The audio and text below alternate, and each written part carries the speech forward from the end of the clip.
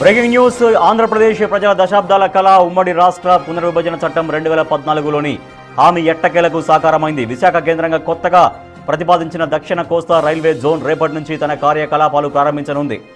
ఇందులో భాగంగా కేంద్ర రైల్వే శాఖ అధికారిక గెజెట్ నోటిఫికేషన్ను జారీ చేసింది. దీంతో భారతీయ రైల్వే నెట్వర్క్లో మొత్తం జోన్ల సంఖ్య 18కి చేరినట్లయింది.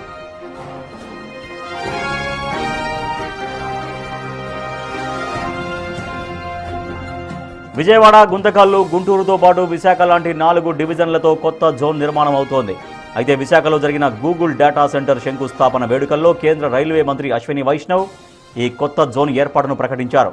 చెప్పిన మాట ప్రకారం వారం రోజుల్లోనే గెజెట్ నోటిఫికేషన్ ప్రక్రియ పూర్తి చేసి విభజన జరిగిన 12 ఏళ్ల తర్వాత రాష్ట్ర ప్రజల ఆకాంక్షను కేంద్రం నెరవేర్చింది.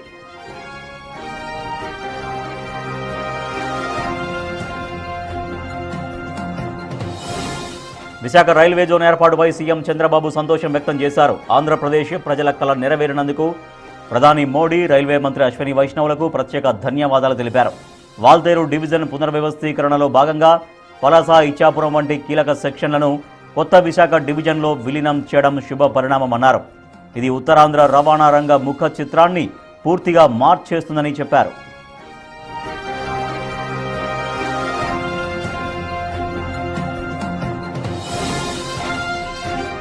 కొత్త రైల్వే జోన్ గెజెట్ విడుదలపై మంత్రి నారా లోకేష్ ట్విట్టర్ వేదికగా హర్షం వ్యక్తం చేశారు.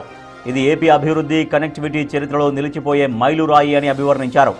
రైల్వే జోన్ ఏర్పాటుతో మౌలిక సదుపాయాలు గణనీయంగా బలపడతాయని, రైళ్ల నిర్వహణ సామర్థ్యం కూడా పెరుగుతుందన్నారు. ఈ నిర్ణయంతో ప్రాంతీయ అభివృద్ధి వేగవంతం కావడంతో పాటు ప్రజలకు సరికొత్త ఉపాధి, రవాణా అవకాశాలు అందుబాటులోకి వస్తాయని ఆశాభావం వ్యక్తం చేశారు.